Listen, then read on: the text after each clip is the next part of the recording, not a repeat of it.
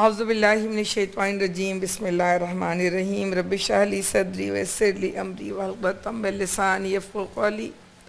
ہم سورہ نساء پڑھ رہے ہیں اور سورہ نساء کا چوتھا پیراگراف جس کے اندر منافقین کا ذکر ہے اور منافقین جدوجہد کیوں نہیں کرتے یا جدوجہد کیا کرنی چاہیے اور وہ کیا نہیں کرتے، ان تمام خصوصیات کا ذکر ہے اور مسلمانوں کو متنبہ کیا ہے گیا ہے کہ ان تمام صفات سے اپنے آپ کو بچائیں جس سے نفاق کی علامتیں ظاہر ہوں۔ ہم نے کل 77 آیت نمبر پڑھا ہے، یعنی 77، جس میں اللہ رب العالمین نے کہا تھا کہ تم نے ان لوگوں کو دیکھا جب ان سے کہا جاتا ہے کہ کفوا ایدیکم واقیموا الصلاۃ وآتوا الزکاۃ، کہ اپنے ہاتھ کو روکے رکھو، نماز قائم کرو، زکوٰۃ ادا کرو، اور جب ان کو فلما کتب علیہم القتال، جب ان کو لڑنے کا حکم دیا تو اذا فریق منہم یخشون الناس کخشیۃ اللہ واشد خشیۃ، تو جب ان کو کہا لڑو تو وہ ایسے ڈرنے لگے، تو عالمین سے ڈرنا چاہیے بلکہ اس سے زیادہ شدید ڈرنے لگے۔ پھر اللہ رب العالمین نے شرم دلائی ہے، جان لو کہ دنیا کی زندگی بہت قلیل ہے، وفی الآخرۃ لمن اتقوا، اور آخرت جو ہے متقیوں کے لیے ہے، انتہائی شاندار، انتہائی اجر، وہ سب کچھ جس کا تم تصور بھی نہ کرو گے۔ وَلَا تُظْلَمُونَ فَتِيلًا، اور کسی پر بھی ذرہ برابر ظلم نہیں کیا جائے گا۔ آئیے آگے بڑھتے ہیں، بسم اللہ الرحمن۔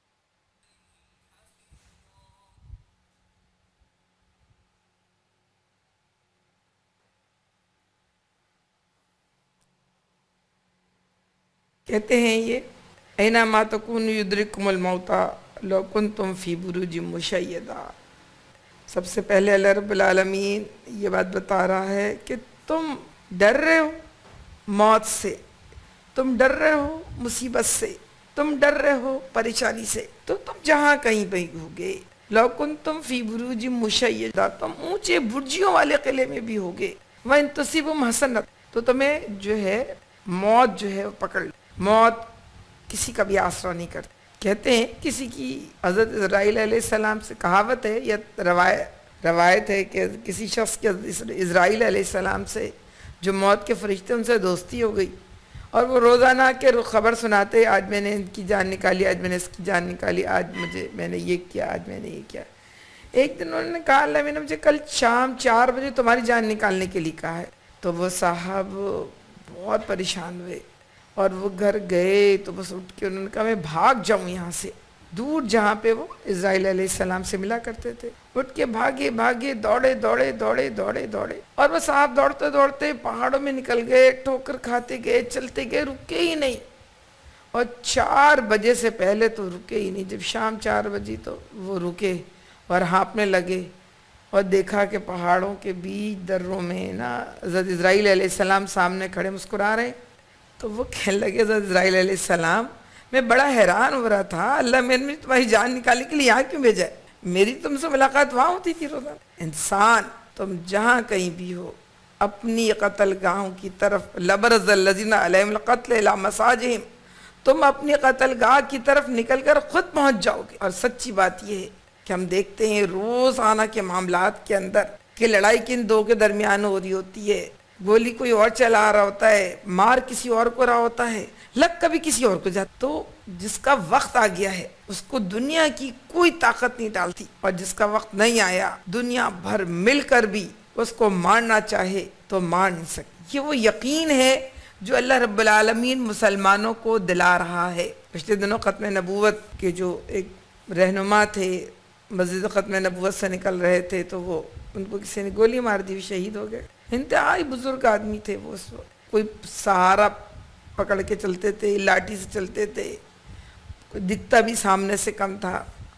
تو کسی نے بڑا پیارا تبصرہ کیا، اللہ میاں کو ان کی خدمات بڑی پیاری تھی، اللہ نے ان کو تو جانا ہی تھا، آج نہیں کل وہ لب دم تھے، لیکن اللہ نے ان کو شہادت کا درجہ دیا۔ بات یہ ہے کہ ہمیں یہ سمجھنا چاہیے کہ جو مشکل آتی ہے وہ کیا ہے اور جو آسانی آتی ہے وہ کیا ہے۔ اللہ رب العالمین کہتا ہے وَإِن تُصِبْهُمْ حَسَنَةٌ يَقُولُ هَٰذِهِ مِنْ عِندِ اللَّهِ۔ عالم یہ تھا ان منافقین کا کہ جب کسی جنگ میں، کسی غزوے میں، کسی اور طریقے سے انہیں جب مال مل جاتا تھا تو کہتے تھے یہ تو ہمیں اللہ نے دیا ہے، اور جب کہیں ان کو مشکل بھی ہوتی تھی، پریشانی بھی ہوتی، تکلیف بھی ہوتی، تو پھر وہ کہتے تھے یہ تو تمہارے انتصب سید یقول حاضم نندے کا، یہ تمہاری وجہ سے، کل من عند اللہ، جو کچھ ہوتا ہے اللہ کی طرف سے ہوتا ہے۔ فما لہؤلاء القوم لا یکادون یفقهون حدیثا، کیا ہو گیا ہے ان کو لوگوں کو، کیسی باتیں کرتے ہیں، صحیح بات جاننے کے باوجود بھی وہ غلط بات کر رہے ہوتے ہیں۔ تو اصل بات یہ ہے کہ تم جو ہے جو کچھ بھی ہوتا ہے، پہلا قانون جو ہوتا ہے اللہ کے حکم سے ہوتا ہے، اللہ کے حکم کے بغیر تمہیں کوئی مصیبت نہیں پہنچ سکتی۔ دوسری بات، اور کوئی خوشی بھی تم کو نہیں پہنچ سکتی، یہ اس لیے اللہ نے لکھا ہے تاکہ من قبل ان نبرأہا، کوئی بات نہیں پہنچتی کہ وہ اس سے پہلے کتاب میں لکھی نہ، لکئی لا تاسوا علی ما فاتکم ولا تفرحوا ما اصابکم، ایسا نہ ہو کہ جو تمہیں مصیبت آئے تاکہ تم بہت رو دو نہیں، واویلا مت کرو، اور جو خوشی آئے اس پر تم آپے سے باہر مت ہو جاؤ، یہ لکھی ہوئی خوشی ہوتی ہے، یہ لکھی مصیبت۔ تھے وہ لوگ جو بہت تحمل کے ساتھ اللہ رب العالمین کی خوشیوں کا بھی استقبال کرتے تھے اور اللہ رب العالمین کی طرف سے آنے والی آزمائش کا بھی۔ امام ابو حنیفہ رحمۃ اللہ علیہ کے بارے میں کہتے ہیں کہ وہ کوئی اپنا درس و تدریس کر رہے تھے تو کسی نے آ کے کان میں خبر دی کہ آپ کا جہاز جو تھا، جو مال سے آ رہا تھا، تاجر تھے وہ ڈوب گیا ہے، سب سامان غرق ہو گیا ہے۔ تو انہوں نے کہا الحمدللہ۔ تھوڑی دیر بعد اپنا پروگرام جاری رکھا، تھوڑی دیر بعد پھر وہ آیا، پھر کسی نے آ کے کہا نہیں وہ خبر غلط تھی، سب صحیح۔ ان کا الحمدللہ۔ شاگردوں نے پوچھا آپ نے دونوں مرتبہ الحمدللہ کہا کیوں؟ کہا پہلی مرتبہ الحمدللہ اس لیے کہا کہ جو مال غرق ہو گیا اس کا حساب نہیں دینا، کہا دوسری مرتبہ الحمدللہ کہا اس لیے کہ اللہ کا احسان ہے کہ اللہ نے مجھے مال اور انعام سے نواز دیا۔ اچھا، ویسے میری اپنی یادداشت میں امام ابو حنیفہ رحمۃ اللہ علیہ، ہو سکتا ہے بزرگ کوئی اور، واقعہ بالکل درست ہے، بزرگ ہو سکتا ہے، ویسے میں اپنی یادداشت پہ امام ابو حنیفہ رحمۃ اللہ علیہ کا ہی واقعہ ہے جانتا۔ اب آگے اس قانون کو اور آگے بڑھائیں، دیکھیں وہ یہ کہ ما اصابہ کا، پہلی بات کہہ رہا ہے اللہ کی طرف سے آتی، اب اس سے آگے بڑھ کے اللہ ہی کہہ رہا ہے ما اصابہ کا من حسن فمن اللہ، جو تجھ پر خوشی آتی ہے وہ اللہ کی طرف سے آتی ہے، خوشی میں دیتا ہوں، انعام میں دیتا ہوں۔ وما اصابہ کا من سیئت، اور جو مصیبت آتی ہے فمن نفس کا، تمہارے اپنے ہاتھوں سے ہوتی ہے۔ وَأَرْسَلْنَاكَ لِلنَّاسِ رَسُولًا، اور ہم نے تمہارے پاس رسول بھیجا کفى بِاللَّهِ شہیدا، تاکہ تم جو ہے اللہ کی گواہی میں شریک ہو جاؤ۔ یہ آیت نمبر 79 ہے۔ مَا أَصَابَكَ مِنْ حَسَنَةٍ فَمِنَ اللَّهِ وَمَا أَصَابَكَ مِنْ سَيِّئَةٍ فَمِنْ نَفْسِكَ، جو اللہ کہتا ہے جتنے تم اس قابل نہیں تھے کہ میں تمہیں اتنے انعامات دیتا، تمہیں ہدایت کی روشنی دیتا، تم کو جو کچھ اللہ کہتا سحاب مسخر بین السماء والارض، ہم نے جو کچھ زمین و آسمان کے درمیان ہے سب کا سب انسان کے لیے مسخر کر دیا۔ لآیات لقوم یتقون، یہ کہا اس لیے کہ لوگ تقوی کر لیں، لوگ لقوم یعقلون، لوگ عقل پکڑ لیں۔ اگر یہاں پر اللہ ایک اور بات، ایک اور قانون، ایک اور کلیہ سمجھا رہا ہے کہ خوشی ہم دے رہے ہیں لیکن مصیبت تمہارے اپنے ہاتھوں سے آتی ہے۔ آپ دیکھیں شاید چھوٹا جملہ نہیں ہے، یہ بہت بڑا جملہ ہے۔ کسی کے اوپر بھی جو مصیبت بھی آتی ہے وہ اس کے اپنے ہاتھوں کی کمائی ہوتی ہے۔ ہم کبھی کبھی ایک وقت برائی کرتے ہیں، ہمیں پتہ نہیں چلتا کہ اس کی پکڑ اس وقت نہیں ہوتی، اس جگہ نہیں ہوتی، کہیں اور جا کے ہو جاتی۔ کسی نے لکھا اور شاید بہت خوب لکھا کہ جو آئے دن طوفانی بارش، سیلاب، غلط وقت میں بارش کا غلط وقت سے مراد یہ کہ جب لوگوں کی فصلیں کھڑی ہوئی ہیں اور ابھی فصلیں کٹ رہی ہیں یا ابھی پھل چھوٹے ہیں، ابھی پھلوں کے پکنے کا وقت ہے، اس وقت ہوا کے جھکڑ چل جائے اور بارش ہو جائے، کھڑی فصلیں خراب ہو جاتی ہیں، لوگ بہت پریشان ہوتے ہیں، اداس ہوتے ہیں، روتے ہیں۔ مگر کبھی ہم لوگ یہ غور نہیں کرتے، کہ ہم نے اس کی زکوٰۃ بھی، پچھلی جو فصلیں ہمارے پاس تھیں ان کی زکوٰۃ ہم وقت پہ دیتے ہیں، ہم اس کا عشر تو بچانے کی کوشش نہیں کرتے۔ بے شمار معاملات ہیں دنیا کے جس کو اگر آپ غور تو کریں اور میں بھی غور کروں کہ ہم سب بچاتے کہیں ہیں، نکلتا کہیں ہے۔ جو بھی مصیبت آتی ہے اللہ مجھے بھی آزمائش سے بچائے، اللہ آپ سب کو آزمائش سے بچائے۔ لیکن سچی بات یہ ہے کہ یہ ایک وہ قانون ہے کہ جب ہم پر کوئی آزمائش آئے تو دیکھنا تو چاہیے کہ پیچھے سے کیا کیا ہے۔ اچھا، صحابہ کرام رضی اللہ تعالیٰ نے پوچھا یا رسول اللہ صلی اللہ علیہ وسلم ہمیں کیسے پتہ چلے گا کہ ہم پر جب کوئی مصیبت آئے تو یہ اللہ کی آزمائش ہے، یہ عذاب ہے اللہ کا؟ اللہ کے نبی کریم صلی اللہ علیہ وسلم نے جو ارشاد فرمایا وہی قانون ہے، وہی اصول ہے کہ اگر اس مصیبت سے تم اللہ کے قریب ہو جاؤ تو یہ اللہ کی آزمائش ہے، اور اس مصیبت سے اگر تم اللہ سے دور ہو جاؤ تو یہ عذاب۔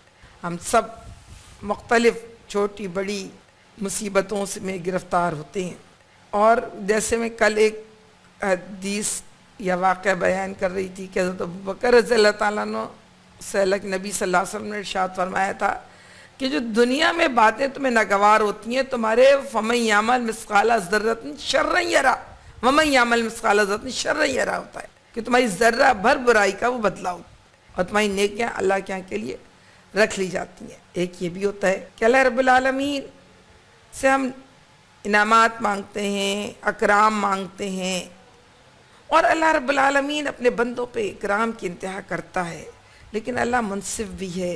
دنیا میں چھوٹی بڑی آزمائشیں دے کر جب ہم ان آزمائشوں پہ صبر کرتے ہیں، وَبَشِّرِ الصَّابِرِينَ إِذَا أَصَابَتْ وَبَشِّرِ الصَّابِرِينَ الَّذِينَ إِذَا أَصَابَتْهُم مُّصِيبَةٌ قَالُوا إِنَّا لِلَّهِ وَإِنَّا إِلَيْهِ رَاجِعُونَ أُولَٰئِكَ عَلَيْهِمْ صَلَاةٌ مِّن رَّبِّهِمْ وَرَحْمَةٌ وَأُولَٰئِكَ هُمُ الْمُهْتَدُونَ۔ تو ان کے لیے بارش کرتا ہے اللہ رحمتوں کی، سلامتیاں دیتا ہے اللہ رب العالمین، اپنی پناہ دیتا ہے۔ تو ضروری نہیں ہے کہ جو مصیبت آئی ہے وہ عذاب کے بدلے آئی، ہمارے رویے مناسب ہے۔ اگر جب آزمائش آئے تو ہم صبر کریں، اللہ سے دعا مانگیں، اللہ سے مدد مانگیں، اللہ سے شکوہ نہ کریں، دوسروں پہ الزام نہ رکھیں۔ وہ مصیبت میرے اور آپ کے لیے آزمائش ہے، میرے اور آپ کی درجات کی بلندی کا ذریعہ ہے۔ کہتے ہیں، کہاوت ہے کہ کوئی شخص جنگل میں تھا اور وہ دیکھ رہا تھا کہ اس کو کسی ایک آدمی کو درندہ پھاڑ کے کہا گیا، اور روایت اللہ جو کرتا ہے بہتر کرتا ہے۔ تو اس نے کہا آسمان کی طرف اشارہ کر کے کہ اللہ اس میں تیری کیا بہتری تھی بھلا، اس بندے کو درندہ پھاڑ کے کہا گیا۔ کہا اس بندے نے مجھ سے درجہ بھی تو کتنا اونچا مانگا تھا، اس کے عمل میں تو وہ جنت کا اونچا درجہ نہیں مل سکتا تھا، اس کے اوپر مصیبت اتنی پڑی کہ اس کو وہ درجہ، اور اس نے صبر کیا تو اس کو وہ درجہ مل جائے گا۔ بہرحال یہ کیونکہ اس لیے میں اس پہ ذرا سا رکی ہوں کہ ہم سب مصیبتوں اور خوشیوں کا شکار ہوتے ہیں۔ مصیبت میں ویزا انسان خلق حلوا، ہم نے انسان کو ہلکا پیدا کیا ہے، ویزا مسو شر جزوا، جب اس کو مصیبت دیتا ہے جزیہ فضیہ کرتا ہے، فریادیں کرتا ہے، شور مچاتا ہے۔ ویزا مسو الخیر منوا، جب اس کو نواز دیتے ہیں تو پھر وہ ہم ہی کو بھول جاتا ہے، جب ہمیں مل جاتا ہے تو ہم اللہ کو بھول جاتے ہیں، حالانکہ عشرت کی آزمائش اسرت کی آزمائش سے زیادہ سخت ہوتی ہے۔ پھر اللہ رب العالمین اس کے بعد یہ کہتا ہے کہ وَأَرْسَلْنَاكَ لِلنَّاسِ رَسُولًا وَكَفَىٰ بِاللَّهِ شَهِيدًا، ہم نے تم کو رسول بنا کے بھیجا ہے تاکہ تم گواہی دو۔ کس بات کی گواہی دو؟ جو دین تمہارے سپرد کیا گیا ہے، جو اسلام تمہارے سپرد کیا گیا ہے، اس اسلام کی گواہی تم دنیا میں پھیلا دو، اور تمہارا کام یہ ہے کہ تم اس گواہی کو پھیلاؤ۔ بلکہ اس کو تھوڑا اگر آگے یہاں سے بڑھاؤں کہ وَكَذَلِكَ جَعَلْنَاكُمْ أُمَّةً وَسَطًا لِتَكُونُوا شُهَدَاءَ عَلَى النَّاسِ وَيَكُونَ الرَّسُولُ عَلَيْكُمْ شَهِيدًا، ہم نے تم کو امت وسط بنایا، سورہ بقرہ میں ہے، تاکہ تم لوگوں پر گواہی دو جیسی گواہی محمد رسول اللہ صلی اللہ علیہ وسلم نے تم پر دی تھی۔ اب آگے اس آیت کو جو 80 آیت نمبر ہے، مَن يُطِعِ الرَّسُولَ فَقَدْ أَطَاعَ اللَّهَ وَمَن تَوَلَّىٰ فَمَا أَرْسَلْنَاكَ عَلَيْهِمْ حَفِيظًا، جس نے رسول کی یعنی صلی اللہ علیہ وسلم محمد صلی اللہ علیہ وسلم کی اطاعت کی، اس نے دراصل خدا کی اطاعت کی، اور جو منہ موڑ گیا تو بہرحال ہم نے تمہیں ان لوگوں پر پاسبان بنا کر تو نہیں بھیجا ہے۔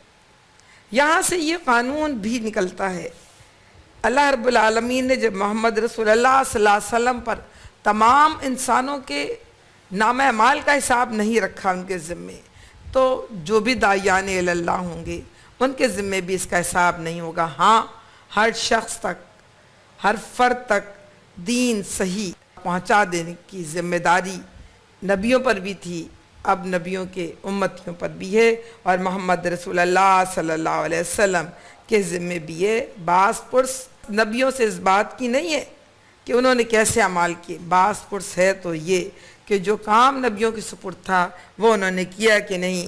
وہ کام جو محمد رسول اللہ صلی اللہ علیہ وسلم کی سپرد تھا کیا کام تھا؟ وَالَّذِي أَرْسَلَ رَسُولَهُ بِالْهُدَى وَدِينِ الْحَقِّ لِيُظْهِرَهُ عَلَى الدِّينِ كُلِّهِ وَلَوْ كَرِهَ الْمُشْرِكُونَ. اور وہ ہم نے رسول کو دین حق دے کر بھیجا اس لیے کہ تمام ادیان پر غالب کر دے، خواہ مشرکوں کو کتنا ہی ناگوار گزرے. تو بس جو رسول کی اطاعت کرے گا صلی اللہ علیہ وسلم، دراصل اللہ رب العالمین کی اطاعت کرے گا.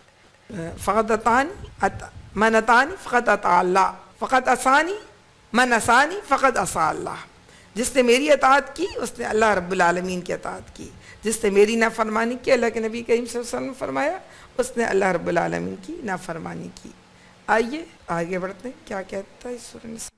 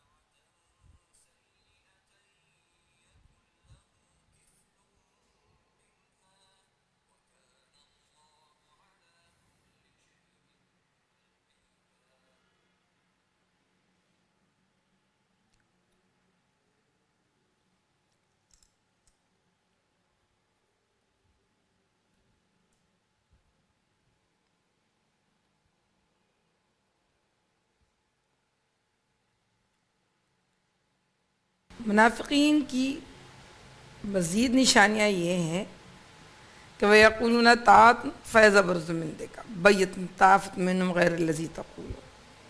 وہ منہ پر کہتے ہیں ہم مطیع فرمان ہیں، مگر جب تمہارے پاس سے نکلتے ہیں تو ان میں سے ایک گروہ راتوں کو جمع ہو کر تمہاری باتوں کے خلاف مشورے کرتا ہے.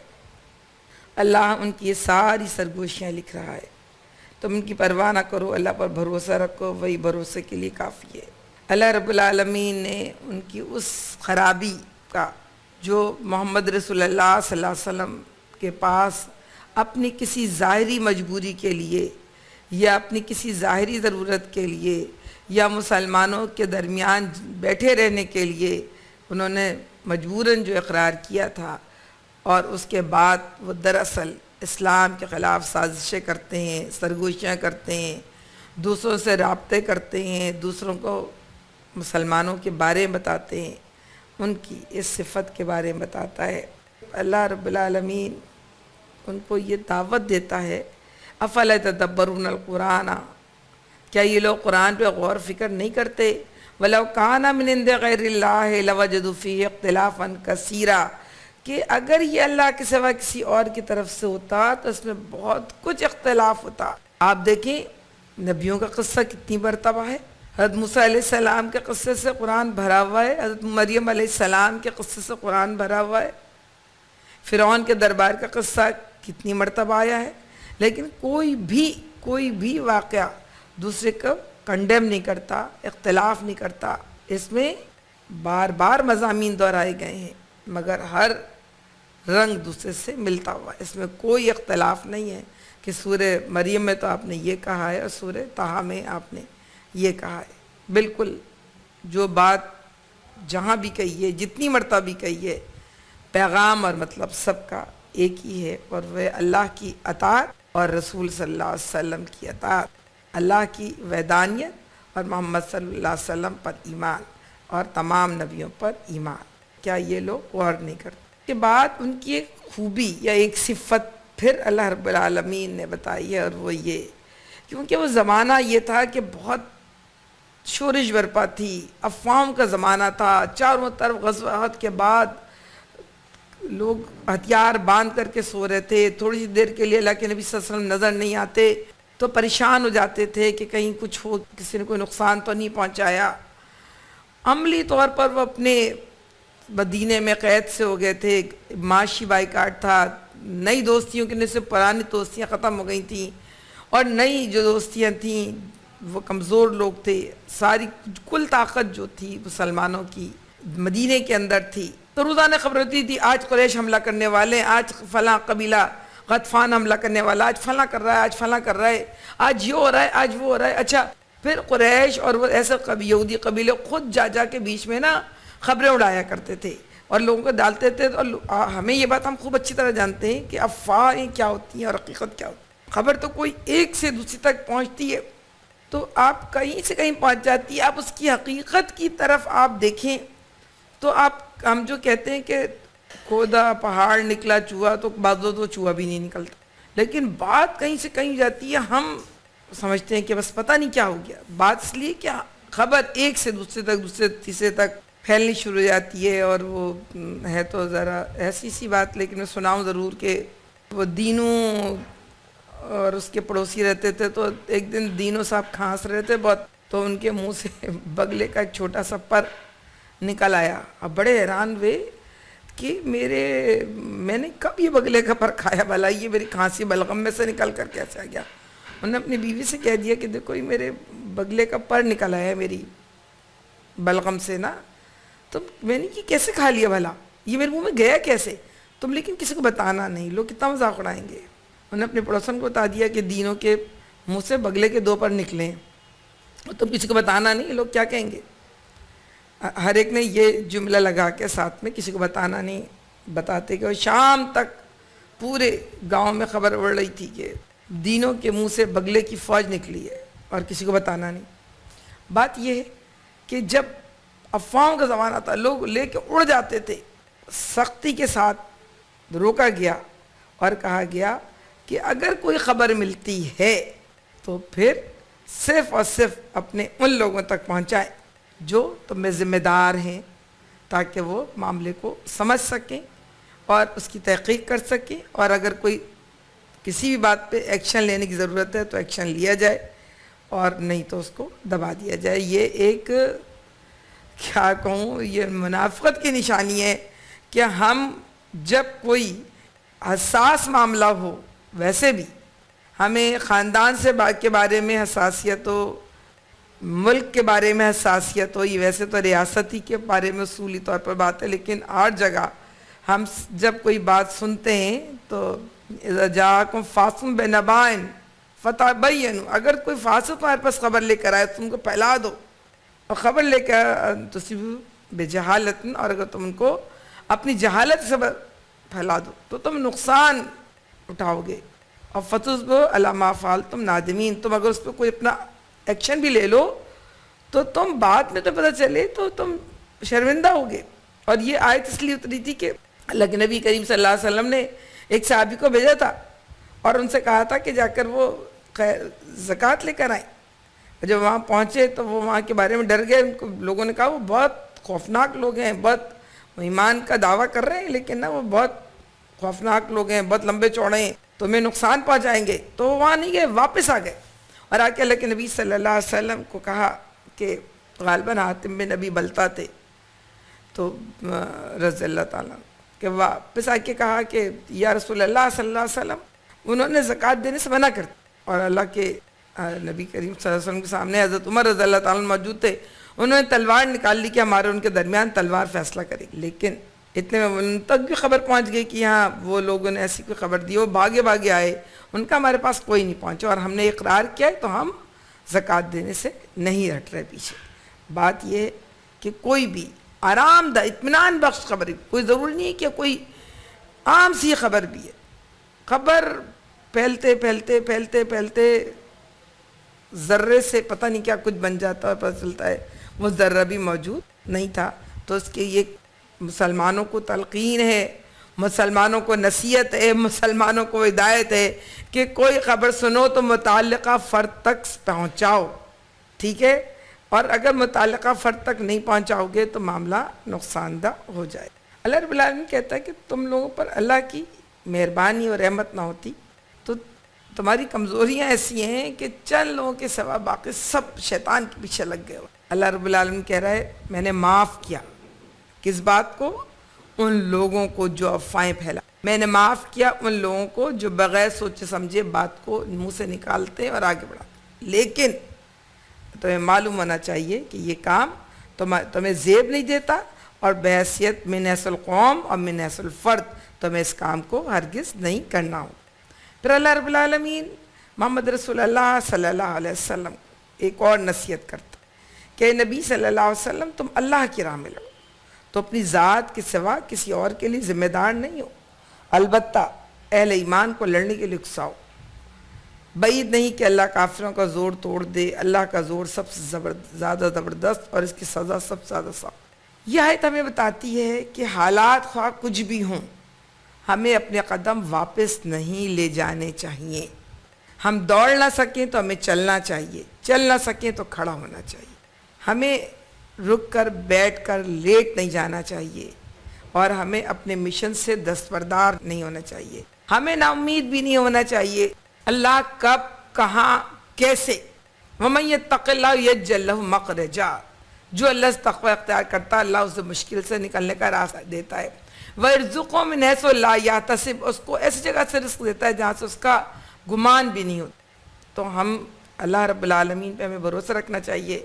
دوسری بات یہ کہ اللہ ہم سے یہ نہیں پوچھے گا کہ تمہارے کام کے بعد نتیجہ کتنا نکلا، اللہ ہم سے صرف یہ پوچھ رہا ہے تم نے کتنا کیا، تمہاری طاقت کتنی تھی، تمہاری استعداد کتنی تھی، تمہاری صلاحیت کتنی تھی، تمہارا وقت کتنا تھا، اور اس سے تم نے اللہ کے دین کو کتنا پھیلایا اور اپنے اوپر کتنا نافذ کیا، اور دنیا میں اس کے نفاذ کی تم نے کیا کوشش کی۔ ہاں تمہیں لوگوں کو بھی اپنے ساتھ بلانے کی کوشش کرتے رہنا چاہیے، لیکن جواب دے تم اپنے عمل۔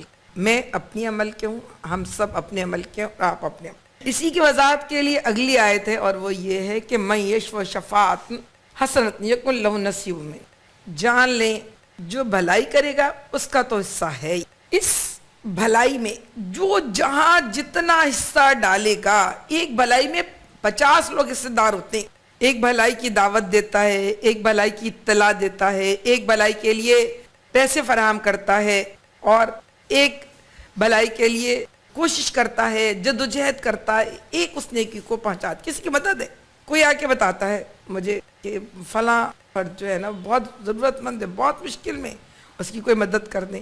میرے پاس ایک سبزی والے نے بھیجا کہ باجی یہ میرے سبزی کے جب میں رات کو چھوڑتا ہوں تو یہ روزانہ پانی میں سے اٹھا کے سبزی جو ہے نا جو پھینک دیتا ہوں اس میں سے چن کے یہ روزانہ یہ خاتون لے کے جاتی ہیں، اپنے بچوں کو یہی کھلاتی ہیں، ان کے پاس اور کچھ، ان کے گھر میں فاقے ہوتے، کچھ کر دیں۔ میں نے کہا اچھا۔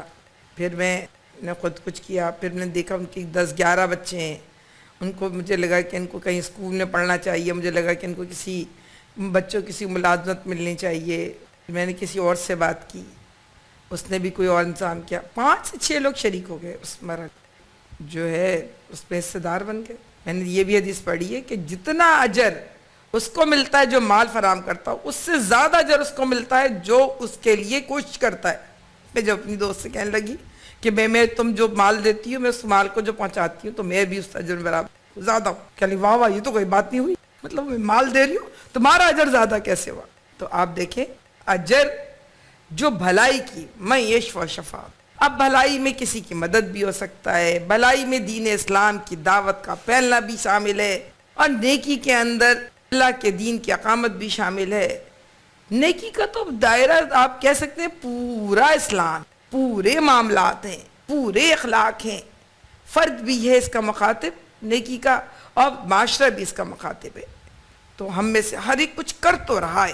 آپ سمجھ لیجیے ہم ہر وقت لقد خلقنا الانسان فی کبد، میں جس وقت سے دنیا میں آئی ہوں کچھ کر تو رہی ہوں، ایسا نہیں ہو سکتا کہ ہم کچھ کر نہ رہے ہوں۔ بچہ اب دنیا میں آتا ہے، رونا شروع کر دیتا ہے، روتا ہے تو اس کو دودھ ملتا ہے، روتا ہے تو اس کی گندگی صاف ہوتی ہے، پھر اس کو ذرا بڑا اس کو کہتے ہیں چلنا سکھاتے ہیں، بیٹھنا سکھاتے ہیں، کھانا سکھاتے ہیں، بولنا سکھاتے ہیں، وہ مشقت میں رہتا ہے، مشقت میں رہتا ہے، پھر اسکول جاتا ہے، پھر مشقت ہوتی ہے، اسکول کی تعلیم ختم ہوتی ہے تو اعلیٰ تعلیم شروع ہوتی ہے، پھر مشقت ہوتی ہے، پھر اس کے بعد اس کے کام نہیں رکتے، پھر کیا ہوتا ہے کہ پھر وہ ملازمتوں کی تلاش میں، یہ عورتیں تو گھر کے نئے مراحل کے تلاش میں چل پڑتے ہیں، پھر وہ اپنے بچوں کو دیکھتی، پھر وہ اپنے شوہر کو دیکھتی، وہ اپنی بیوی بچوں کو دیکھتا ہے، ان کی کے لیے مشقت کرتا ہے، ان کی بہتری کے لیے بلا دیتا ہے، کچھ کر رہا ہوتا۔ کوئی انسان ایسا نہیں جو کچھ نہ کر رہا ہو۔ جب ہم کچھ کر رہے ہیں تو وہ کچھ جو ہے یا تو بھلائی ہوگی یا برائی، اور یہ ضائع ہوگا۔ اس پہ بھی میں کہہ دوں کہ قیامت کے دن دیکھیں انسان کو ایک طرف وہ اعمال دکھائے جائیں گے جو اس کے نیک اعمال ہوں گے، اس پہ وہ خوش ہوگا، ایک طرف برے اعمال دکھائے جائیں گے جو برے ہوں گے، اس پہ وہ پریشان ہوگا۔ لیکن اس کو جب وہ اعمال دکھائے جائیں گے یا وہ وقت دکھایا جائے گا یا وہ صلاحیت دکھائی جائے گی جو اس نے ضائع کر دی، تو سب سے زیادہ انسان اسی پہ پچھتائے گا۔ تو یاد رکھیے ہم کیا کرتے ہیں، ہم کسی بھلائی کی سفارش کرتے ہیں یا برائی کی۔ اللہ یہی کہہ رہا ہے وَمَن يَشْفَعْ شَفَاعَةً حَسَنَةً يَكُن لَهُ نَصِيبٌ مِنْهَا وَمَن يَشْفَعْ شَفَاعَةً سَيِّئَةً يَكُن لَهُ كِفْلٌ مِنْهَا، اور جو برائی کی سفارش کرے گا اس میں سے حصہ پائے گا۔ وَكَانَ اللَّهُ عَلَىٰ كُلِّ شَيْءٍ مُقِیتًا، اور اللہ ہر چیز پر نظر رکھنے والا ہے۔ تو اللہ کرے کہ میں اور آپ بھلائی کی سفارش کرنے والے، بھلائی قائم ہوتی ہے تو 10 گنا حصہ ہے، بھلائی نہیں قائم ہوتی تو میرا اجر۔ ہم تو دہاڑی کے مزدور ہیں، عمارت بنے گی کہ نہیں بنے گی یہ ذمہ داری میری نہیں ہے، یہ ذمہ داری رب کائنات کی ہے۔ میں نے کیا کام کیا، میں نے کتنی اینٹیں رکھی، اس کا حساب میرے رب میرے ساتھ کرے گا، اس کا اجر میرا رب مجھے دے گا۔ ہم کچھ کریں یا نہ کریں، وقت آگے کا طے ہے، آگے نیکی قائم ہونی ہے یا بدی آنی ہے، آگے نیکی کا غلبہ ہونا ہے یا بدی کا غلبہ ہونا ہے۔ ہاں نیکی کا غلبہ ہو جائے تو ذرا ہمیں یہ دیکھنے کی بات ہے اس میں نے بھی کوئی حصہ ڈالا تھا یا اپنے گھر کے اچار چٹنی مربے بناتی رہ گئی تھی، میں نے بھی اس میں کوئی حصہ ڈالا تھا یا اپنے گھر کے بستر۔ ہم نے دیکھا اس شخص کو ساری دوڑ دھوپ الذین ضل سعیہم فی الحیاۃ الدنیا وہم یحسبون انہم یحسنون صنعا، ساری دوڑ دھوپ دنیا کے لیے ہوتی ہے اور سمجھتا ہے کہ بہت اچھا کام کر رہا ہوں، نیکی قائم ہو گئی، میرا حصہ نہیں رہا، میں خالی رہ گئی۔ اور اگر بدی قائم ہونی ہے تو یہ بھی تقدیر کا فیصلہ ہے، میرے اور آپ کا حصہ نہیں، لیکن کیا اس میں میرا بھی حصہ ہے کہ کاش میں وہاں اس جگہ کھڑے ہو کے اپنا حصہ ڈال دیتی تو آج جو بدی قائم ہوئی ہے اس سے میں بری ذمہ ٹھہرتی۔ کیا اس بدی کے قائم ہونے میں کسی بھی درجے میں میرا حصہ ہے؟ یہی میرا اور آپ کا سوال ہے اور یہی میری اور آپ کی پہچان ہے، اور اسی کو اگر ہم سمجھ لیں تو یہی منافق کی نشانی ہے جو قرآن بتا رہا ہے۔ آئیے دیکھتے ہیں آگے قرآن ہمیں کیا کہتا ہے۔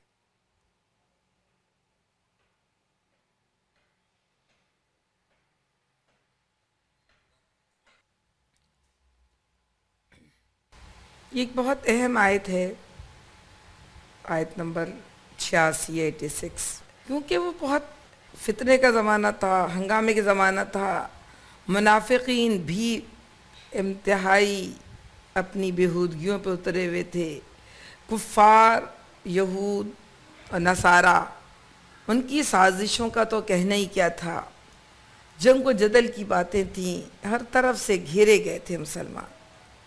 ضرورت اس بات کی تھی کہ ایسے وقت میں مسلمانوں کا اخلاق خراب نہ ہونے پائے اور مسلمانوں کا معاملہ خراب نہ ہونے پائے، تو اللہ نے نصیحت کی وَإِذَا حُيِّيتُم بِتَحِيَّةٍ فَحَيُّوا بِأَحْسَنَ، اگر کوئی احترام کے ساتھ تمہیں سلام کرے تو تم کو اس کو بہتر طریقے سے بِأَحْسَنَ، اس سے بہتر طریقے سے جواب دو، اور اگر بہت ہی غصہ کسی پر آ رہا ہے تو میں نہ اور ردوا، کم از کم جتنے احترام سے اس نے سلام کیا ہے، یعنی اپنا احترام، اپنا اخلاق، اپنی زبان رو کے رکھو، اللہ کے لیے رو کے رکھو، کہ تم اللہ والے ہو، ان اللہ کان علی کل شیء حسیبا، اور اللہ ہر چیز کا حساب لینے والا ہے۔ اگر اللہ تم سے یہ کہے گا کہ تم نے جان و مال کی اتنی قربانی دی، تو اللہ یہ بھی پوچھے گا کہ تم نے ان کے ساتھ اخلاق، اچھوں سے دوستوں سے دوستی برتنا کون سی مشکل بات ہے، جن سے دل ملا ہو ان سے محبت دکھانا کون سی بات ہے۔ تو ان کا احترام بھی اللہ سکھا رہا ہے جو دشمن ہیں، ان کا احترام بھی سکھا رہا ہے جو خلاف سازشیں کر رہے ہیں۔ اور آگے آپ دیکھیے گا اللہ نے مزید زبان کھولنے تک کو منع کر دیا، آگے اس میں تھوڑا اور آگے آئے گا جب وہیں پہ بات کریں گے انشاءاللہ۔ چلیں آگے بڑھتی میں۔ پھر اللہ رب العالمین اپنی بات بتاتا، اللہ لا الہ الا هو لیجمعنکم الی یوم القیامۃ لا ریب فیہ ومن اصدق من اللہ حدیثا۔ اللہ، وہ اس کے علاوہ کوئی اللہ نہیں ہے، وہ تم سب کو اس قیامت کے دن جمع کرے گا جس کے آنے میں کوئی شبہ نہیں، اور اللہ کی بات سے بڑھ کر سچی بات اور کس کی ہو سکتی ہے؟ تو سچی بات یہ ہے کہ اللہ اس بات کا ضرورت مند نہیں ہے کہ کوئی اس کی طرف متوجہ ہو، کوئی اس پر ایمان لائے، کوئی اس کا کہنا مانے۔ اللہ رب العالمین نے فرمایا، پیارے نبی کریم صلی اللہ علیہ وسلم نے کہا اگر ساری دنیا مل کر بھی نافرمانی کرے تو اس کی خدائی پہ اثر نہیں پڑے گا، اور ساری دنیا مل کر فرمانبرداری کر لے تو بھی اس کی خدائی پہ کوئی اثر نہیں پڑے گا نا۔ تو اللہ یہ کہہ رہا ہے کہ میری خدائی پہ اثر نہیں پڑے گا تو تم کیوں اپنے دل کا بخار ان کے اوپر نکالتے ہو؟ اے مومنو، تم کیوں جلے دل کی بات کرتے ہو؟ میں تمہارا رب ہوں، میں نے تم سے سودا کیا ہے، میں تمہیں اجر دوں گا۔ وہ جن کو بری باتیں کہتے ہیں اس کا اجر بھی میرے پاس ہے، تم مشقت اٹھا رہے ہو اس کا اجر بھی میرے پاس ہے۔ جب سودا تم نے مجھ سے چکایا ہے تو ان پہ غصہ تم کیوں کر رہے ہو، یا ان سے تم برا رویہ کیوں کر رہے ہو؟ اور آپ یہ کہہ سکتے ہیں کہ پوری آیت کا سلسلہ کلام اور خاتمہ بھی ہونے جا رہا ہے۔ وہ آیت وہاں تک ختم ہو گئی اور اب یہ آیت شروع ہوئی ہے، یا ایک اور مسئلہ شروع ہوا ہے، ایک اور موضوع آیا ہے جو اس وقت کا تھا جس پر گفتگو کی گئی ہے، اور وہ یہ ہے کہ فما لکم فی المنافقین فئتین واللہ ارکسہم بما کسبوا۔ تمہیں کیا ہو گیا کہ تمہارے منافقین کے بارے میں دو رائے ہیں، حالانکہ جو برائیاں انہوں نے کمائی ان کی بدولت اللہ نے انہیں الٹا پھیر چکا۔ کیا تم چاہتے ہو کہ جسے اللہ نے ہدایت نہیں بخشی اس سے تم ہدایت بخشو، حالانکہ جس کو اللہ نے راستے سے ہٹا دیا اس کے لیے تم کوئی راستہ نہیں پا سکتے۔ صورتحال یہ تھی جب اسلام کی دعوت دی گئی تو ہر بستی، ہر قبیلے یا ہر مقام پر کچھ لوگوں نے اسلام یقیناً قبول کر لیا، لیکن ان کے لیے کوئی جگہ نہیں تھی کہ وہ وہاں سے نکل سکتے۔ وہ ان کو بہت زیادہ ستائے جاتے تھے، مارے جاتے تھے، نقصان میں پڑتے تھے، لیکن جو ہے وہاں سے وہ نکلنے کا کوئی راستہ نہیں پاتے تھے۔ پھر ایک وقت یہ آیا کہ مدینے میں ہجرت کی، اللہ کے نبی صلی اللہ علیہ وسلم نے ریاست کی بنیاد ڈلی، منادی عام کر دی کہ جو لوگ بھی اپنے اسلام پر عمل کرنا چاہتے ہیں اور ان کے اپنے گھر اور اپنے قبیلے اور اپنے خاندان میں وہ محفوظ نہیں ہے تو وہ یہاں مدینہ ہجرت کر کے آ جائیں۔ بہت سے لوگ اس اعلان کے بعد مدینہ ہجرت کر کے آئے، لیکن بہت سے لوگ مدینہ ہجرت کر کے نہیں آ سکے، اپنے بیوی بچوں کے پاس رہے، اپنے خاندان والوں کے پاس رہے۔ اب جب جنگیں ہوئیں، غزوات ہوئے، سریہ ہوا، تو صورتحال یہ تھی کہ وہ بھی آئے، کون؟ جو وہ مسلمان ہو گئے تھے، اسلام لے آئے تھے، نمازیں پڑھ رہے تھے، روزہ رکھ رہے تھے، لیکن اپنی قوم کے ساتھ لڑنے کے لیے میدان جنگ میں اپنی قوم کی طرف سے پہنچے، مسلمانوں کے خلاف۔ مسلمانوں کے درمیان اب یہ بحث چلی کہ کچھ بھی صحیح ہے تو وہ نماز پڑھنے والے ہیں، تو وہ روزہ رکھنے والے، کیا ہم ان کی گردنیں اڑا دیں اور کیا ہم ان کو قتل کر سکتے ہیں؟ ہم کیا کرنا چاہیے ایسے موقع؟ اللہ رب العالمین نے یہ آیت نازل کی کہ آپ بہت بہت بہت مشکل بات ہے، شاید کہتے ہیں میری زبان بھی رکتی ہے، لیکن قرآن نے جو کہا وہ وہی ہے اور حق ہے، کہ دراصل انہوں نے اپنے گھر کو، اپنی دنیا کو، اپنی خوشیوں کو ترجیح دی تھی۔ کس کے بارے میں؟ کس کے بدلے میں؟ اسلام کے بدلے میں۔ ہم دیکھتے ہیں، دیکھیں ذرا تھوڑا یاد دلاؤں، اصحاب کہف کا واقعہ ہم سب پڑھتے ہیں نا، اور ہر جمعے کو پڑھتے ہیں تاکہ نور اللہ کا ہمیں ملے۔ اس میں کیا تھا کہ انہوں نے بادشاہ نے ان کو 3 دن کا ٹائم دیا تھا کہ تم آ جاؤ اس دین پہ۔ وہ بہت صاحب اثر لوگ تھے، کہتے صاحب ثروت لوگ، لیکن انہوں نے اپنی ہر چیز چھوڑ دی۔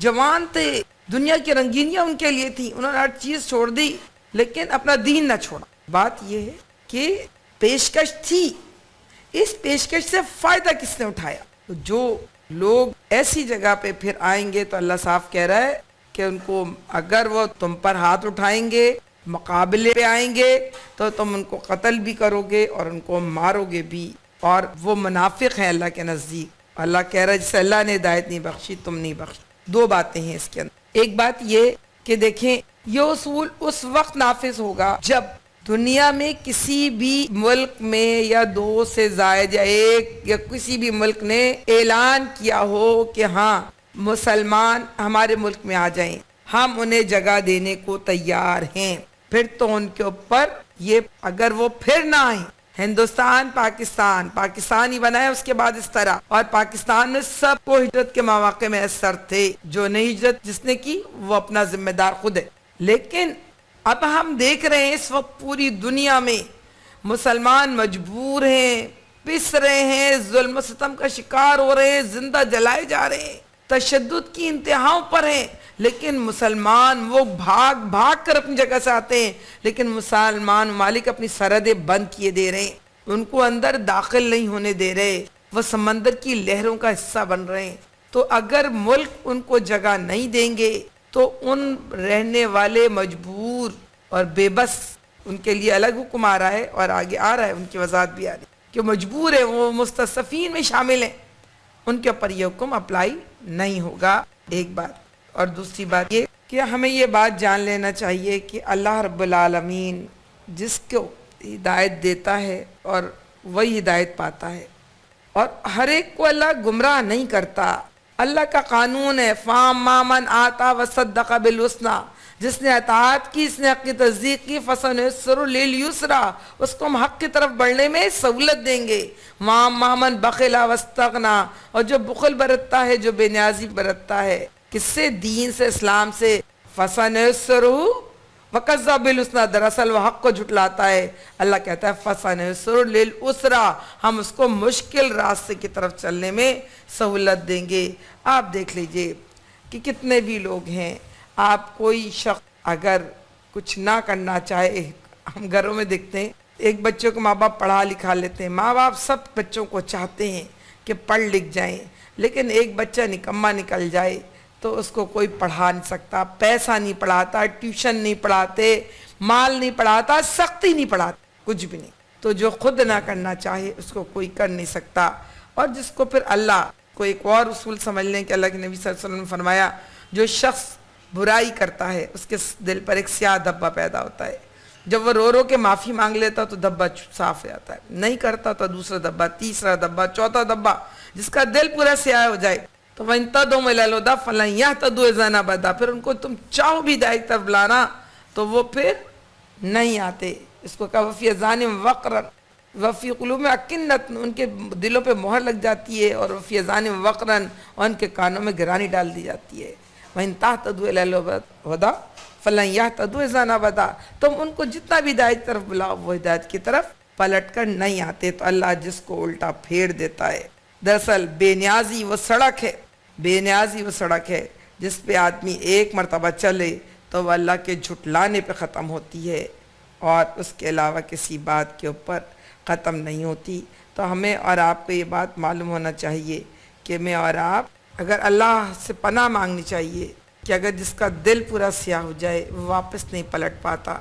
تو دوسری بات یہ کہ پھر اس کے بعد اگر آگے یہ بتاتا ہے اللہ وَدُّوا لَوْ تَكْفُرُونَ كَمَا كَفَرُوا فَتَكُونُونَ سَوَاءً فَلَا تَتَّخِذُوا مِنْهُمْ أَوْلِيَاءَ، اسی بات کو اللہ آگے بڑھا رہا ہے اور یہ بات کہہ رہا ہے کہ وہ یہ چاہتے ہیں کہ اس طرح تم مطلب خود اسلام کا جھوٹا اقرار کر رہے ہیں اور وہ دنیا سے فائدہ سمیٹنے کی کوشش کر رہے ہیں، آخرت سے بھی، تم بھی، ہر منافق، ہر دنیا دار آدمی یہی چاہتا ہے کہ دیندار آدمی بھی دنیا دار بن جائے۔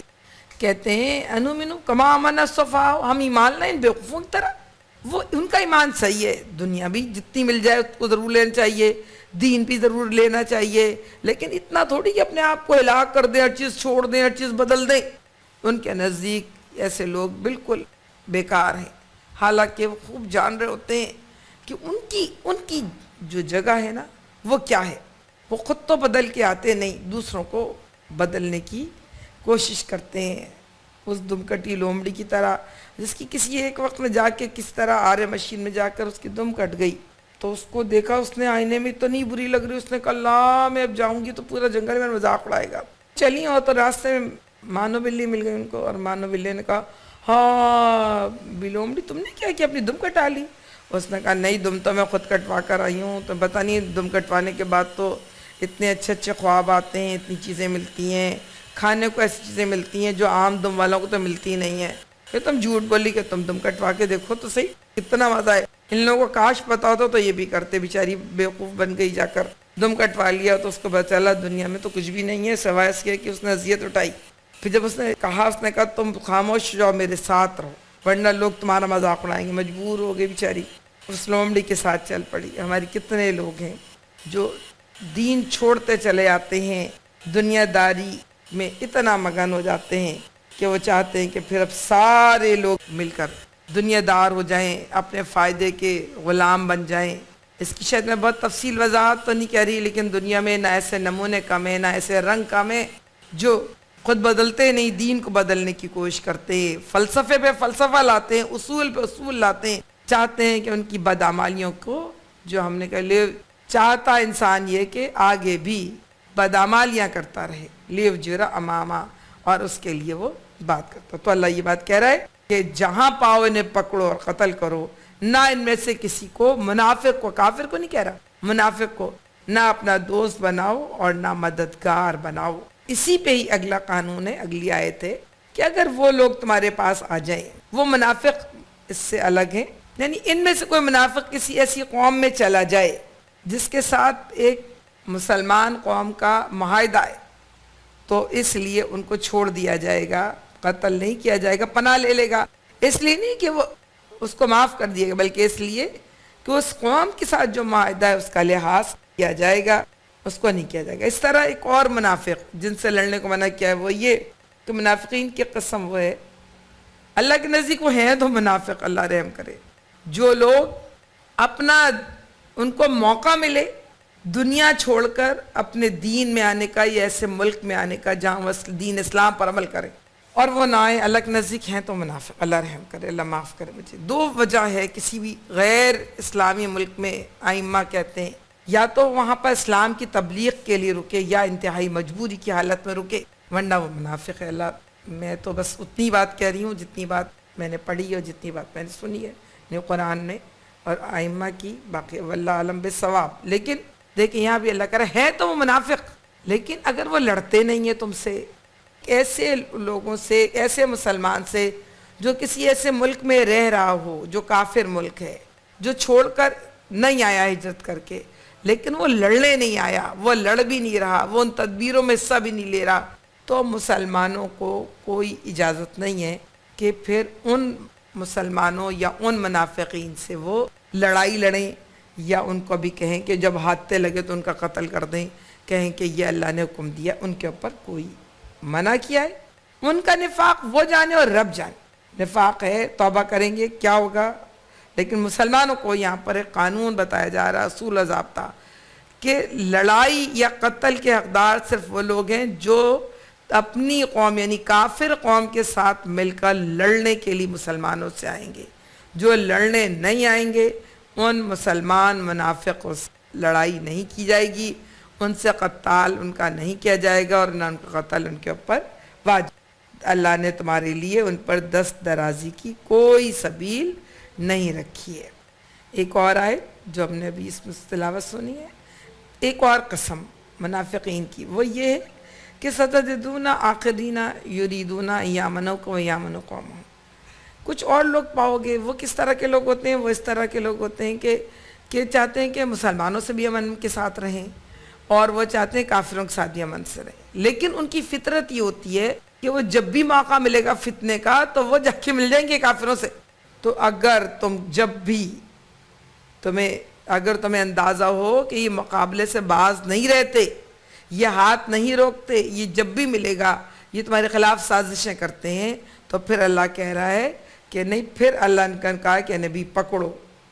اگر ایسے لوگ اگر تمہارے مقابلے سے باز نہ رہیں، صلاح و سلامتی تمہارے آگے پیش نہ کریں، اپنے ہاتھ نہ روکیں، تو جہاں وہ ملے انہیں پکڑو، مارو. ان پر ہاتھ اٹھانے کے لیے ہم نے تمہیں کھلی حجت دے دی ہے. یہاں پر اللہ رب العالمین کوئی پھر ان کے لیے مستثنا نہیں ہو سکتے۔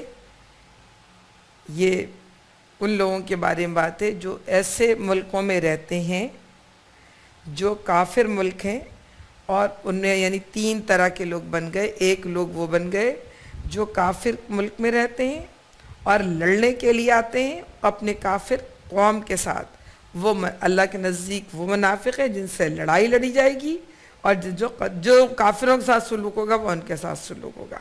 دوسری طرح کے وہ لوگ ہیں جو لڑنا بھی نہیں چاہتے اور لڑتے بھی نہیں ہیں اور اپنے ہر جگہ امن چاہتے ہیں، تو ان سے کوئی مقابلہ نہیں کیا جائے گا اور ان کو کچھ بھی نہیں کہا جائے گا۔ تیسری طرح کے وہ لوگ ہیں جو بظاہر نہیں لڑتے لیکن کوئی نہ کوئی سازشیں کرتے رہتے ہیں اور وہ موقع کی تلاش میں ہیں کہ مسلمان کو نقصان پہنچائیں۔ اگر وہ کوئی قدم اٹھائیں یا ایسا کوئی قدم ظاہر ہو، پھر ان کے اوپر سے بھی مستثنی کی لیبل جو ہے ہٹ جائے گا، اور اللہ کی طرف سے اجازت ہے کہ ان کو بھی وہ تمہیں نقصان پہنچائیں تو تم بھی ان سے مقابلہ کرو۔ یہ لحاظ نہ رکھو کہ کلمہ پڑھنے والے لوگ ہیں۔ استغفر اللہ ربی من کل ذنب اذنبت مدا خطأ سرا وعلانیہ من الذنب الذی اعلم ومن الذنب الذی لا اعلم انک انت علام الغیوب ستار العیوب غفار الذنوب۔ آئیے آگے بڑھتے ہیں۔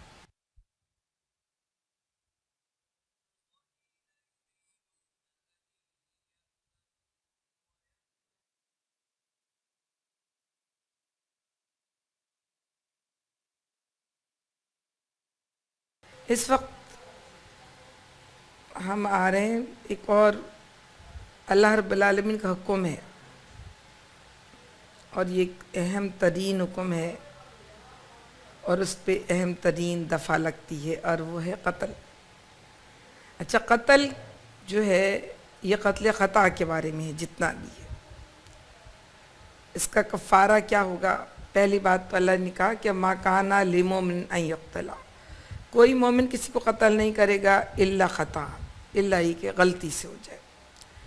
غلطی سے یہ بھی ہو سکتا ہے 2 لوگ لڑائی لڑ رہے ہیں، کسی نے گھوسا مارا، جیسے کہ موسیٰ علیہ السلام نے گھوسا مارا تھا، وہ قدبی جو ہے قبطی جو تھا وہ مر گیا تھا۔ اس طرح کوئی ارادہ زور کا دھکا پڑا مر گیا، جو بھی کوئی بات ہو سکتی ہے۔ غصے میں چلا اور لڑتے لڑتے، مطلب اس کا ارادہ مارنے کا نہیں تھا لیکن وہ مر گیا۔ دھمکی دینے کے لیے پستول اٹھایا تھا، ہوائی فائر کرنے کے لیے سچ میں چل گیا، گولی لگ گئی، یہ انسان خوب جانتا۔ لیکن بہرحال قتل تو اللہ کے نبی صلی اللہ علیہ وسلم نے فرمایا جو 2 لوگ قتل کریں گے وہ قاتل مقتول لڑیں گے اس طرح سے کہ قاتل مقتول دونوں جہنمی ہیں۔ کہا کہ اللہ کے نبی صلی اللہ علیہ وسلم مقتول کیوں جہنمی ہے؟ کہا کہ اس کو موقع ملتا تو وہ مار دیتا۔ دونوں اگر ایک دوسرے کو مارنے کے لیے لڑیں گے اور پھر قتل کریں گے تو جو بھی قتل ہوگا، دونوں قتل ہوں گے، ایک قتل ہوگا، دونوں کے دونوں جہنمی ہیں۔ اللہ معاف کرے ہم سب کو۔ یہاں اس قتل کا ذکر ہے جو رب العالمین کہہ رہا ہے غلطی سے ہو جائے، اس کا عدالتیں موجود ہیں، خون بہا جائے گا، لیکن بات یہ ہے کہ کیا ہوگا۔ پہلی بات یہ کہ اگر وہ اس کے حصے، اگر وہ مومن جو ہے اسلامی ملک کا رہنے والا ہے تو پھر آپ دیکھیں کہ وہاں پر اس کو کے لیے مومن کو بھی ایک غلام آزاد کرنا ہوگا، یعنی مسلمان غلام، اور خون بہا دینا ہوگا۔ اس کا خون بہا جو تھا اس کی مقدار اللہ کے نبی صلی اللہ علیہ وسلم زمانے میں 100 اونٹ تھی یا 200 گائیں یا 2000 بکریاں تھیں۔ بعد میں اچھا اگر یہ ہو سکتا ہے کہ ان کی جو قیمت ہے وہ رقم ادا کر دی جائے، اس طرح جو اللہ کے نبی کریم صلی اللہ علیہ وسلم کے زمانے میں نقد دیا جاتا تھا 800 دینار یا 8000 درہم مقرر تھے، لیکن جب حضرت عمر رضی اللہ تعالیٰ عنہ کا زمانہ ہے تو انہوں نے فرمایا کہ اونٹوں کی قیمت بڑھ چکی ہے، کیونکہ لہذا سونے کے سکے 1000 دینار اور چاندی کے سکے جو درہم تھے وہ 12000 درہم میں خون بہا دلوایا گیا۔ اور خون بہا کے لیے اب بھی عدالتیں طے کر سکتی ہیں حالات کے لحاظ سے کہ کیا خون بہا کی رقم ہوگی، لیکن طریقہ یہ ہے کہ رقم بھی، غلام بھی آزاد کرنا ہوگا اور خون بہا بھی دینا ہوگا۔ دوسری بات یہ کہ دارالحرب یعنی جس سے لڑائی ہو رہی ہے جنگ ہو رہی ہے، وہاں پہ کوئی قتل ہو جائے، ظاہر ہے جیسا کہ ابھی پہلے تھا کہ بہت سارے لوگ وہاں پر موجود تھے، وہ لڑنے بھی نہیں آئے، وہ مقابلے پہ بھی نہیں آیا.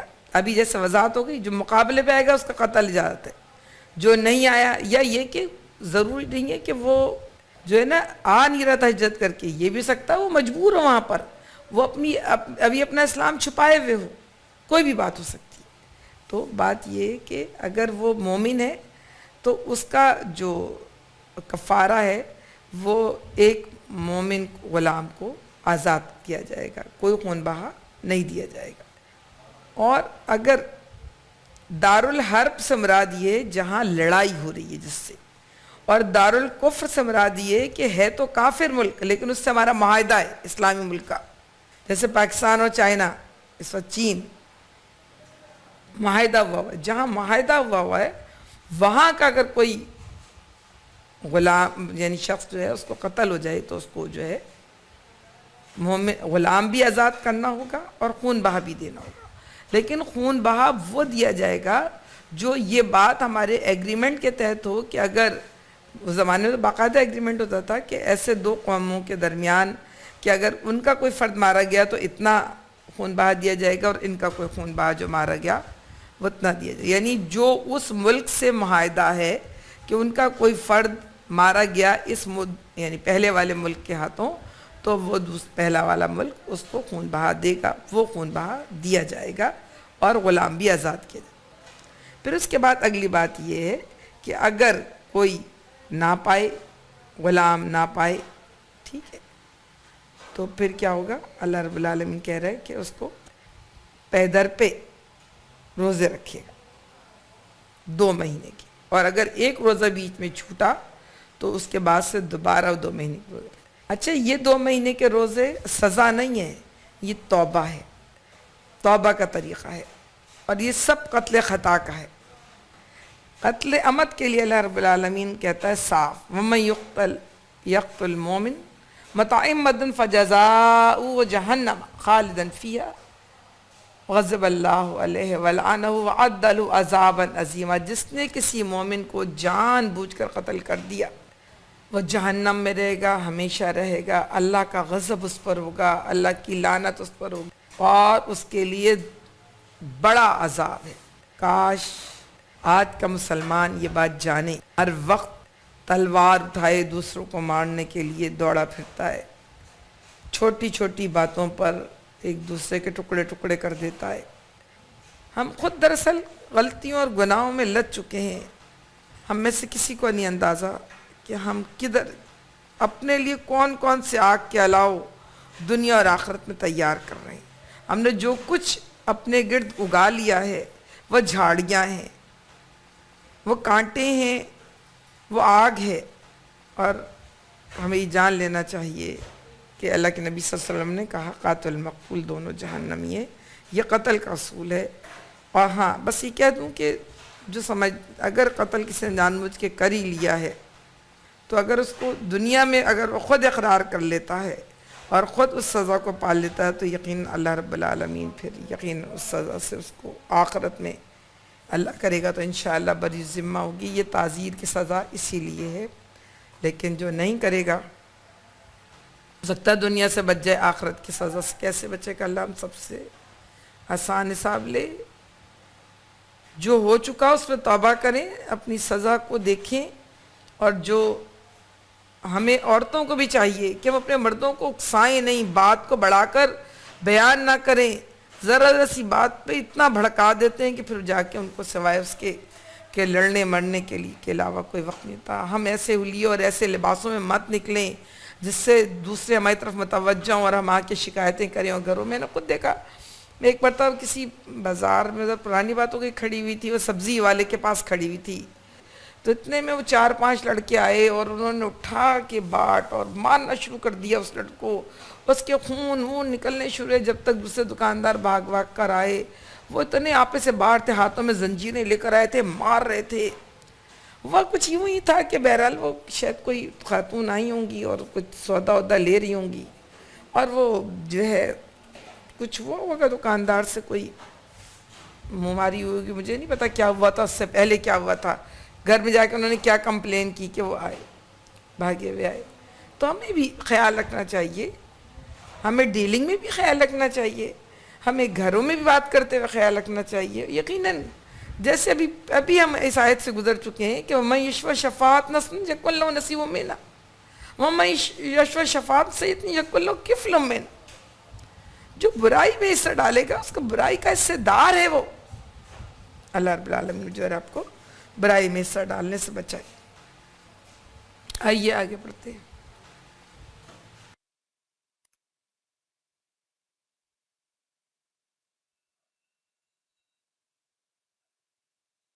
وہ نصیحت یہ ہے کہ جب یا الذین آمنوا اذا ضربتم فی سبیل اللہ فتبینوا، مسلمان جہاد کرنے نکلتے تھے، جدوجہد کرنے نکلتے تھے. وَلَا تَقُولُوا لِمَنْ أَلْقَىٰ إِلَيْكُمُ السَّلَامَ لَسْتَ مُؤْمِنًا. جب تم سے کوئی کہے السلام علیکم تو مت کہو کہ تم مومن نہیں. بات یہ تھی کہ جس طرح کہ ہم اس ذکر کو کر رہے ہیں کہ بہت سارے لوگ اپنے اپنے مقام پر موجود تھے اور ابھی ان کا رابطہ اسلامی ریاست سے نہیں ہوا تھا، وہ اہل ایمان تھے. اچھا عرب تھے سب، لباس کے لحاظ سے، زبان کے لحاظ سے، نشست و برخاست کے لحاظ سے کوئی ڈفرنس نہیں تھا مسلمانوں اور کفار میں، یہودیوں میں، عیسائیوں میں، مشرکین میں. سب کا لباس، انداز، نشست و برخاست ایک جیسا تھا. اب مسلمانوں کا پاسورڈ صرف یہی تھا کہ راہ چلتے جب کوئی کہتا السلام علیکم، یہ ان کا پاسورڈ تھا، شعار تھا، تو اس کا مطلب تھا کہ یہ مسلمان ہے. یہ لوگ ایک دوسرے سے پہچانتے یہی تھے. جب سلام کرتے اور سلام کا دوسرا جواب دے دیتا تو اس کا مطلب اگلا بھی مسلمان. یہ طریقہ تھا. مقابلہ کرتے اور لڑائی ہوتی اور لڑائی ہونے میں اکثر کہیں گھیر لے جاتے تو کہتے السلام علیکم. تو 2-3 مرتبہ مسلمانوں کا کہ انہوں نے نہیں پکڑا اور بلکہ اس میں کہا کہ نہیں، وہ مارا کئی مرتبہ. اور جب یہ خبر محمد رسول اللہ صلی اللہ علیہ وسلم کے پاس تواتر سے پہنچی، ناراض بھی ہوئے اللہ کے نبی کریم صلی اللہ علیہ وسلم، اور کہا بھی ایک مرتشد خالد بن ولید رضی اللہ تعالیٰ نے چھوڑا تھا. کس نے چھوڑا تھا؟ کہا تھا کہ نہیں یا رسول اللہ، انہوں نے اپنے آپ کو بچانے کے لیے کہہ دیا تھا سلام، وہ مسلمان نہیں تھے. تو اللہ کے نبی صلی اللہ علیہ وسلم نے کہا کہ تم چھوڑ دیتے ان کو اگر وہ مسلمان تھے. دیکھیں یہ ایک اصول بنایا اللہ نے، کوئی آدمی جھوٹ کہہ کے بچ جائے یہ بہتر ہے. یہ برا ہے کہ کوئی آدمی کہہ رہا ہو اور اس کو تم جھوٹ سمجھو اور اس کو نقصان پہنچاؤ. اسی لیے بڑی بڑی باتیں ہوئیں مگر منافقین کو ان کی صرف زبان کی وجہ سے اللہ کے نبی کریم صلی اللہ علیہ وسلم نے چھوڑا. جرم کی سزا اس وقت ہی دی جاتی ہے جب تک کہ وہ اقرار نہ کر لے. اقرار کرایا جاتا ہے، تحقیق کرائی جاتی ہے، زبان سے اگلوایا جاتا ہے، لاکھ انکار کرے، اس سے پہلے نہیں کہا جاتا. تو کہا گیا کہ تبتغون عرض الحیات الدنیا، تمہیں کیا ہو گیا ہے، تم دنیا کی زندگی چاہتے ہو. فَعِندَ اللَّهِ مَغَانِمَ کثیر، اللہ کے پاس تو بہت سارے خزانے دینے کے لیے. كَذَلِكَ كُنْتُم مِّن قَبْلُ، تم بھی تو ایسے ہی تھے. اللہ کے نبی صلی اللہ علیہ وسلم نے کہا تم کس کی اولاد ہو، تم بھی مشرکین کی اولاد، تمہارے والدین کون تھے. فمن اللہ علیکم، اللہ نے تم کو انہی میں سے بچایا. فتبینوا، پس جانو، تحقیق کرو. ان اللہ کان بما تعملون خبیرا، جان لو کہ اللہ بہت باخبر اور باریک بھی ہیں. سب سے پہلے مسلمانوں کو نصیحت کی کہ اللہ نے تم پر احسان کیا ہے، تم جو ہے لوگوں کو رعایت دو، لوگوں کو معاف کرو، لوگوں کی بات کو قبول کرو. تمہارا یہ کام نہیں ہے کہ تم تحقیق کرو کہ مسلمان ہے کہ انہوں نے کہہ دیا تم مان لو. ایک اصول ابھی دیکھیں، اس سے پہلے کیا نصیحت کی تھی تھوڑی دیر پہلے کہ تم ان کے ساتھ تم سے اچھی طرح بات کریں، تم ان سے اچھی طرح بات کرو. باوجود اس کے کہ حکم آ چکا کہ وہ جو تم سے لڑیں تم سے لڑو، لیکن پھر بھی کہا اگر وہ سلام کر لیں تمہارے پاس تمہارے گھیرے میں آ جائیں تو تم ان پر گردن نہ اڑاؤ، مت کہو لستا مومن، تم مومن نہیں ہو، یہ بات مت کرو۔ یہ ایک اور ضابطہ، ایک اور اخلاق، ایک اور قرینہ اللہ رب العالمین مسلمانوں کو سکھا رہا ہے۔ اب اللہ رب العالمین پھر اس ایک اصول پہ آتا ہے کہ لا یستوی القاعدون من المؤمنین غیر اولی الضرر، کہ جو لوگ بغیر کسی وجہ کے گھر بیٹھے رہتے ہیں، اور والمجاہدون فی سبیل اللہ باموالہم وانفسہم، اور وہ لوگ جو جد و جہد کرتے ہیں اللہ کے راستے میں اپنی جان و مالوں کے ساتھ، فضل اللہ المجاہدین باموالہم وانفسہم، اللہ نے ان مجاہدین کا درجہ بڑا رکھا ہے جنہوں نے اپنی جان و مالوں کے ساتھ جہاد کیا، اعلیٰ قائدین درجہ گھر بیٹھنے والوں کے مقابلے میں، وَقُ اللہ وعد اللہ الحسنہ، اور اللہ اپنے بہترین طریقے سے اپنے وعدے، اللہ نے ہر ایک سے اچھا ہی وعدہ کیا ہے مگر بہترین وعدہ نکلنے والوں کے لیے، وَفَضَّلَ اللَّهُ الْمُجَاهِدِينَ عَلَى الْقَاعِدِينَ أَجْرًا عَظِيمًا، اور اللہ نے بڑا فضل رکھا ہے گھر بیٹھنے والوں کے مقابلے میں، ان کا بڑا اجر۔ اچھا، یہاں پر اس جہاد کی بات نہیں ہو رہی جس میں ایک عام نفیر عام ہو جائے، یا اس ملک پہ کسی ملک پہ حملہ ہو جائے اور نفیر عام ہو جائے کہ ہر چھوٹا بڑا نکل آئے، اس وقت تو کسی کی معافی نہیں ہے۔ اس وقت کے لیے تو ہے کہ قرض خواہ کی اجازت کے بغیر، بیوی شوہر کی اجازت کے بغیر، غلام آقا کی اجازت کے بغیر ہر ایک کو نکلنا ہوگا، پھر کوئی اجازت نہیں ہے، اور اللہ اور اس کے رسول کی پکار پر لبیک کہنا۔ یہ یا نفیر عام ہو جائے کہ پوری دنیا میں جہاد ہو رہا ہے، دنیا میں ہر ایک کو جہاد کرنا ہی کرنا ہے، پھر بھی کوئی کسی کو معافی نہیں ہے۔ یہ اس جہاد کی بات ہو رہی ہے جس میں کوئی جہاد کے لیے دستہ جا رہا ہے، لوگ جا رہے ہیں، اپیل کی جا رہی ہے، سب پہ فرض نہیں ہے لیکن جو جا رہا ہے وہ افضل ہے۔ اس میں یہ ہے جیسے پاکستانی فوج کام لڑنا ہے محاذوں پہ، اپنے ملک کی حفاظت کرنا ہے، کسی فوجی کو اجازت نہیں ہے کہ نفیر عام ہو جائے اور کہا جنگ کا طبل بج جائے تو وہ کہے کہ نہیں میں تو آج چھٹی پر، ساری چھٹیاں منسوخ کر دی جاتی ہیں، ہم سب کو پتہ ہے۔ بلکہ جو ریٹائرڈ فوجی ہوتے ہیں ان کو ہی بلا لیا جاتا ہے، سارے افسر جنرل سپاہی یہ وہ سب آ جاتے ہیں حاضر، اور پھر رضاکار بھی، پہلے تو 65 کی جنگ میں حاصل کر دیے گئے تھے، اب بھی اگر بلایا جائے تو عوام بھی آئے گی، اس کے پر بھی لازم۔ یہاں پر وہ اس کا ذکر ہے جہاں پر پیشکش ہے، جہاں پر بلایا جا رہا ہے اور جہاں پر آپشن ہے۔ یہاں پر اس گوریلا وار کا بھی ذکر نہیں، جو گوریلا وار یا خروج جس کو کہتے ہیں، اور اللہ بڑا معاف کرنے والا اور رحم کرنے والا ہے۔ درجات من مغفرت و رحمت، اللہ کے لیے ان کے لیے بڑے درجے ہیں، بڑی مغفرت ہے۔ وکان اللہ غفور الرحیمہ، ان کے لیے اللہ بہت معاف کرنے والا اور رحم کرنے والا ہے۔ غالباً عمر رضی اللہ تعالیٰ عنہ کا زمانہ ہے، جب جہاد پھیل رہا تھا تو ایک صاحب نے اپنا قصہ لکھا ہے کہ وہ کسی جگہ دستے کے وہ ذمہ دار تھے، اور رمضان کا غالباً وقت تھا، تو جنگ ہو رہی تھی، تو ایک نوجوان آیا اور اس نے کہا کہ پہلے پوچھا کہ اگر میں جہاد کروں تو مجھے کیا ملے گا، اگر میں شہید ہو جاؤں تو کیا ملے گا، تو کہا کہ نا جو ان کے دستے کے سالار تھے انہوں نے کہا کہ جنت ملے گی، تو وہ پھر وہیں لیٹ گیا اور سو گیا، اس کی آنکھ لگ گئی، تو اس نے دیکھا کہ خواب دیکھا کہ وہ جنت میں ہے اور بہت شاندار اور بہت اچھا باغ اور چیزیں اور بڑی لڑکیاں بہت پیاری کھڑی ہوئی ہیں اچھے لباس میں، اس کو دیکھا اور مسکرا کے کہہ رہی ہیں کہ اینا مرضیہ کا شوہر آ گیا، تو کہنے لگے کہ نا کہاں اس نے آگے بڑھ کے پوچھا اینا مرضیہ کہاں ہے، کہا آگے جائیں آپ کا انتظار کر رہے ہیں۔ پھر وہ آگے گیا ایک اور محل جو کہہ رہے ہیں یاقوت کا تھا، زمرد کا تھا، اس طرح محلوں میں بڑھتا چلا گیا، ہر محل میں باغات تھے، بہت حسین حسین چیزیں تھیں، ہر جگہ پہ لڑکیاں کھڑی ہوئی تھیں اور ہر جگہ اس کو آفر کر دیتی، 3 سے 4 مقام پہ وہ شفٹ ہوتا گیا۔ اس کو بہت تجسس ہوا کہ وہ اینا مرضیہ ہے کون، اور ہر ایک کہہ رہا ہے اینا مرضیہ کے شوہر۔